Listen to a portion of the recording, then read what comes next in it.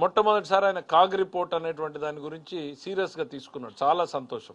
CAG రిపోర్ట్లో పేర్కొంది మీ గురించి అలా అంది ఇలా అంది అని. చాలా సంతోషం. జగన్మోహన్ రెడ్డి గారు కాగ్ రిపోర్ట్లు చదవడం మొదలుపెట్టారు. అయితే ఒక్కసారి చరిత్రలోకి వెనక్కి వెళ్ళండి.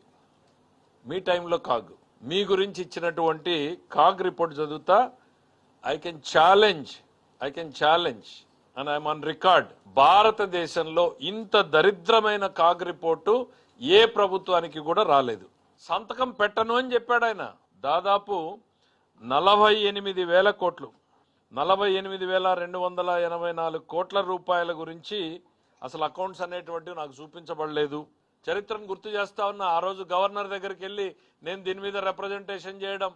ఈ రాష్ట్ర ప్రభుత్వం 40,000 కోట్ల రూపాయలకు సంబంధించినటువంటి జమా ఖర్చుల్ని సరైనటువంటి విధంగా నమోదు చేయలేదు అనేటువంటిది ఈరోజు గవర్నర్ గారి దృష్టికి మేము తీసుకుపోవడం జరిగింది.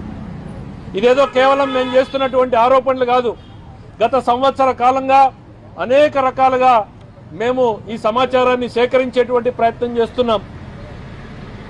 అలాంటిది 40,000 కోట్ల పైన సంబంధించినటువంటి బిల్లులకు ఎటువంటి రసీదులు, ఎటువంటి ఓచర్లు, ఎటువంటి ట్రాన్సాక్షన్స్ లేకుండానే వీళ్లకు నచ్చిన విధంగా ఆ 40,000 కోట్ల రూపాయల్ని వివిధ పద్ధతుల్లోకి మార్చడం జరిగింది. ఇవన్నీ ప్రతిపక్షంలో మేము చేసినవి ఇంకా గుర్తున్నాయి, ప్రజలకు కూడా గుర్తు చేస్తున్నాం. జగన్మోహన్ రెడ్డి గారు